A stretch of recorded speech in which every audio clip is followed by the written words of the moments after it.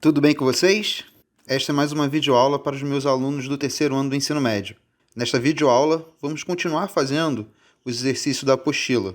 E vamos para o exercício de número 5. O exercício de número 5 diz o seguinte: determine a corrente elétrica que passa por cada resistor dos circuitos a seguir e a corrente total do circuito. Bem, então nós temos aqui o circuitinho, onde nós temos que R1, que é esse resistor daqui, ele vale 7 ohms, esse resistor R2 vale 3 ohms, como está dito aqui, e a tensão na fonte é 42 volts. Bem, ele quer que eu encontre a corrente elétrica que passa por cada resistor e a corrente total do circuito. Então, pede duas coisas: a corrente que passa nesse resistor R1, nesse resistor R2, e a corrente total que passa no circuito inteiro.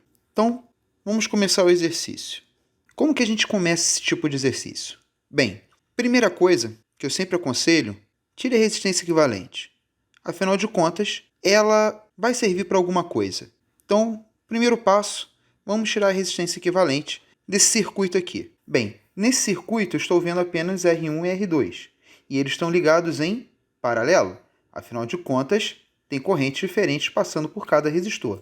Lembre-se da parte teórica. Se for paralelo, as correntes é diferente e a tensão nos dois é igual. Se for em série, a corrente é igual e a tensão é diferente. Tudo bem? Então vamos lá. Vamos fazer a número 5, encontrando a resistência equivalente dessa associação.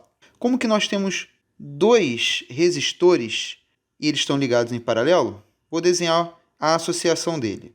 E os resistores que estão em paralelos é de 7 e 3 ohms. Como que a gente tira a resistência equivalente dessa associação? Bem, a resistência equivalente dessa associação, que no caso são dois resistores em paralelo, a gente pode fazer pelo produto dividido pela soma, ficando 7 vezes 3 dividido por 7 mais 3.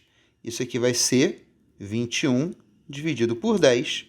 Então, a resistência equivalente de 21 dividido por 10 vai ser 2,1 ohm. Essa é a resistência total daquele circuito lá. Mas o circuito fala o seguinte: qual é a corrente total do circuito e qual é a corrente em cada resistor?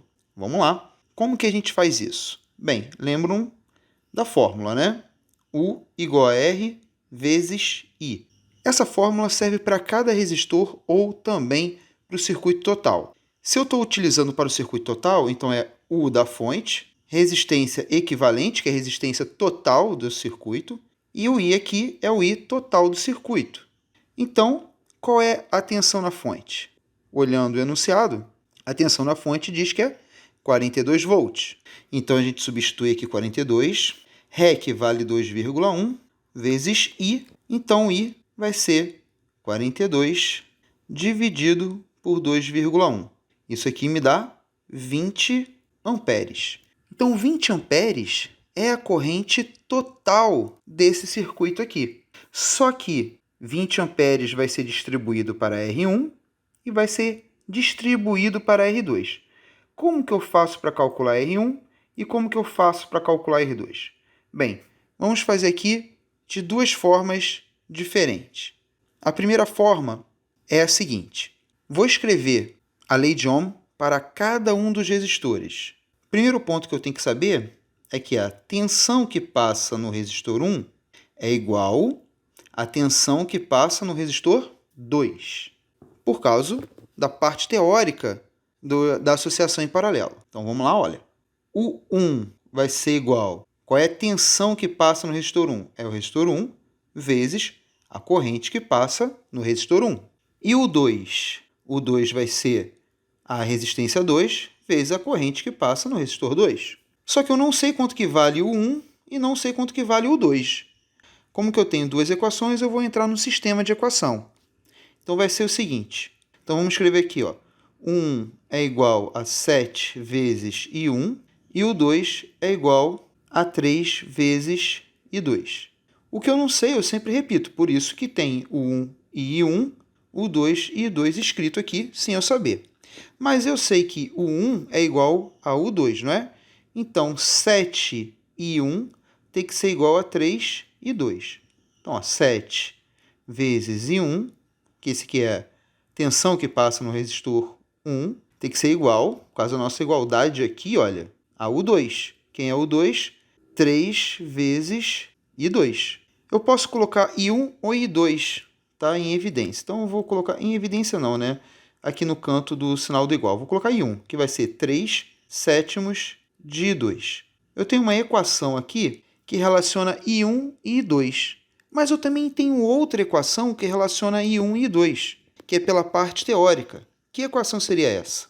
Seria que I, a corrente total, é igual a I1 mais I2. Aqui eu posso ter, então, um sistema de duas equações com duas incógnitas. Por que isso? Porque eu sei que I1 mais I2 é igual a 20, porque I é a corrente total do meu circuito e I vale 20. E a outra equação é que I1 é 3/7, 3/7, né? 3 dividido por 7 de I2. Então, eu vou substituir I1, que é isso aqui, aqui. Vai ficar, então, 3/7 I2 mais I2 igual a 20. Vou fazer uma soma de fração aqui, né? Então, eu posso multiplicar por esse e somar com esse. Vai ficar o seguinte, 3 vezes 7, 3 vezes 1, porque tem um 1zinho aqui, 7. 7 mais 3, 10, né? Ficando 10/7 e 2 igual a 20. Bem, quanto que vale 2, então? Eu posso até cortar esse zero daqui com esse zero daqui.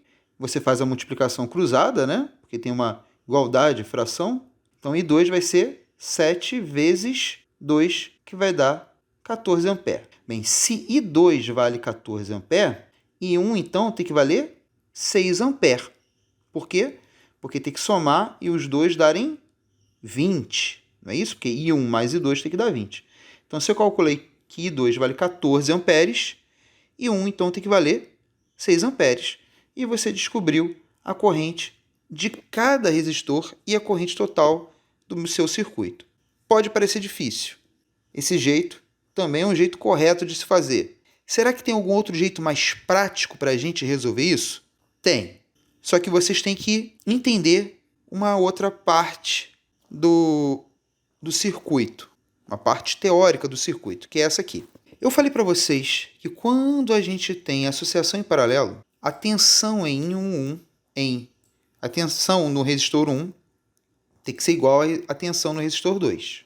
Só que neste caso desse circuito, a tensão no resistor 1 é igual à tensão no resistor 2, que é igual à tensão total da fonte.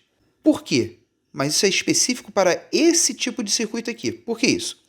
Acompanhe o circuito. Quando o fio vem aqui, chega aqui, e ele vai se aproximar do nó, até ele chegar lá, ele encontrou algum resistor? Não. Vamos para outra parte do nó, aqui. Saindo desse nó e indo novamente para a fonte, ele encontrou nessa outra parte aqui algum outro resistor?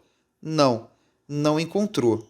Isso quer dizer, então, que a tensão na fonte, a tensão no resistor 1 e a tensão no resistor 2 é igual. Mais uma vez, por que é igual? Porque não teve nenhum resistor aqui ou aqui que diminuísse a tensão que vai chegar para esses dois resistores. Tudo bem? Que é o caso diferente da letra B. Na letra B, nós temos um resistor aqui, ó, esse R1zinho que está aqui. Então, a tensão que passa em R2 e R3 não é a mesma tensão que passa aqui na fonte, porque esse R1 está consumindo a tensão na fonte, deixando parte da tensão da fonte chegar em R2 e R3. Então, R1 está tirando tensão da fonte que chegaria para R2 e R3. Aqui nesse caso, na letra A, não tem nada tirando, não tem nada diminuindo a tensão que vai chegar em R1 e R2.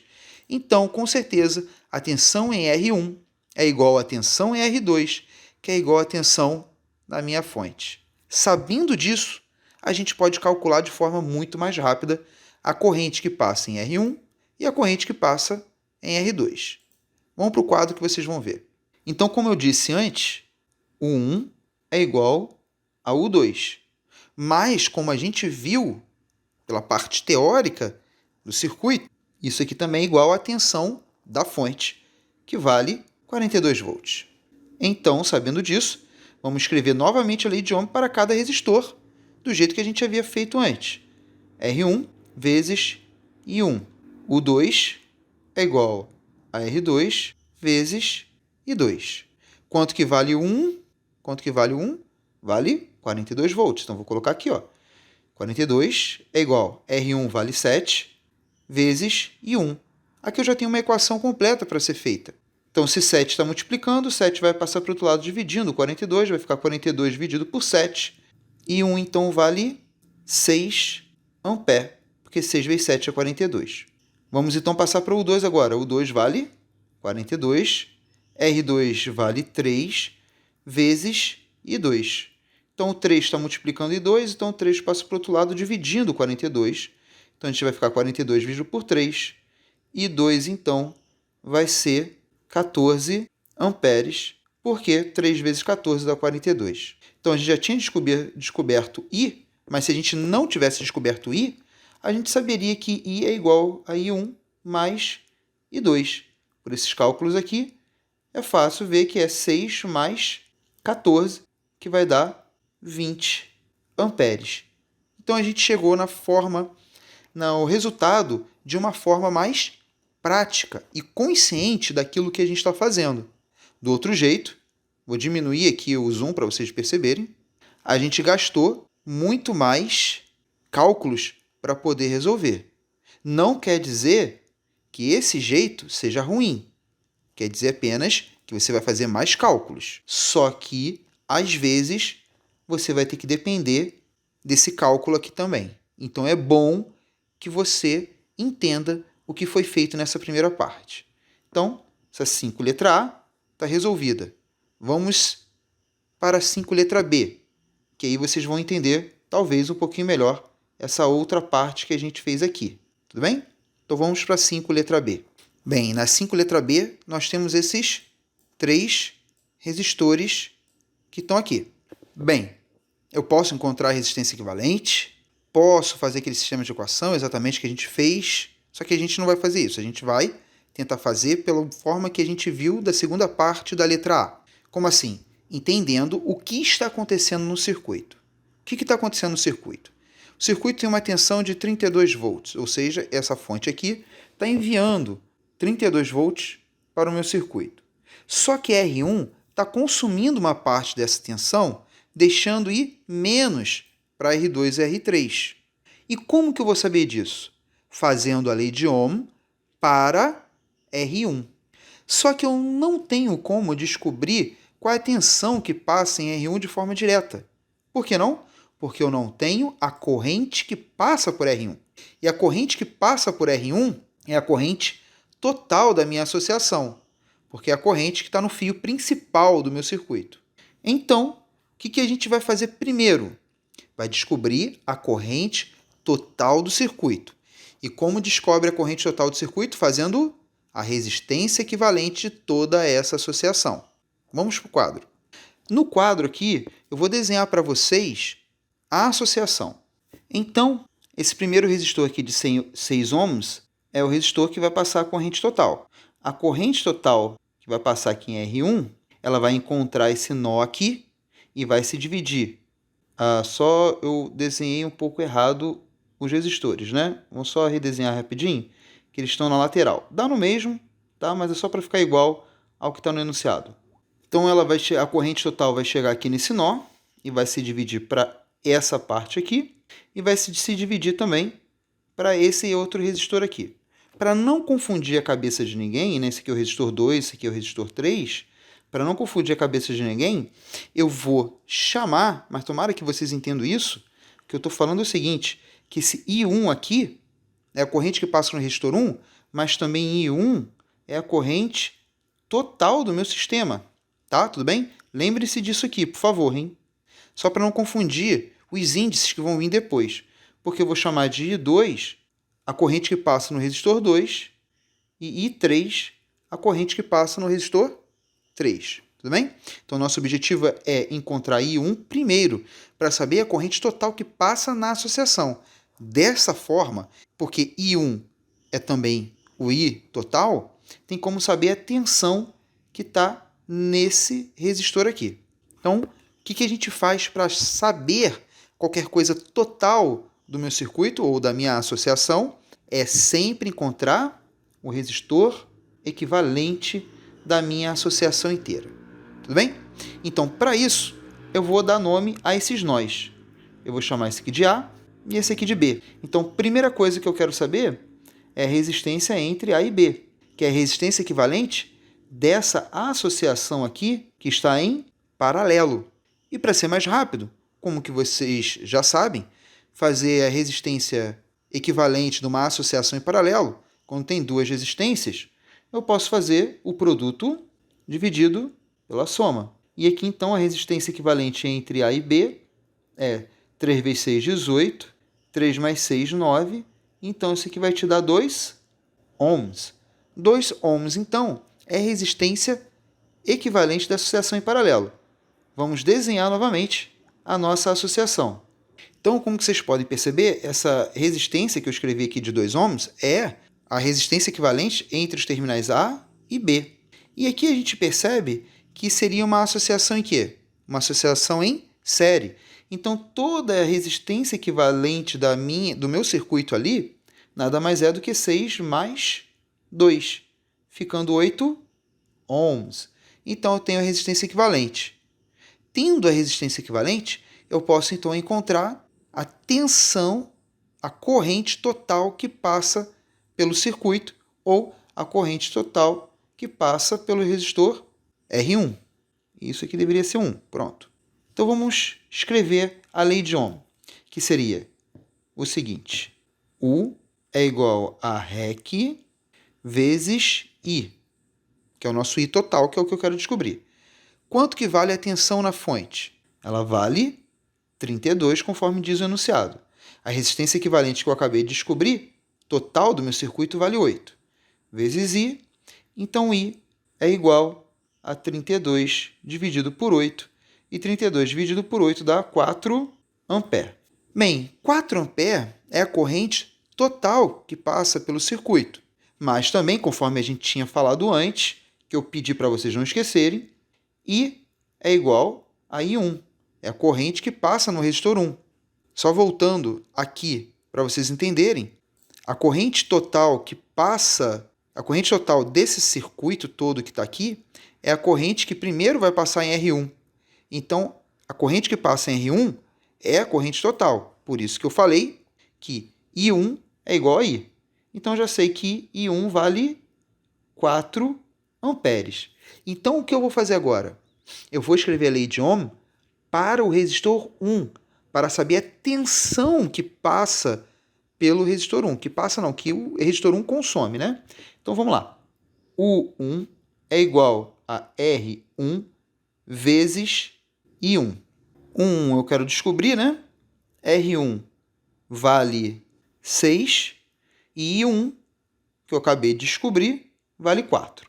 Então, a tensão que passa no resistor 1 é 24 volts.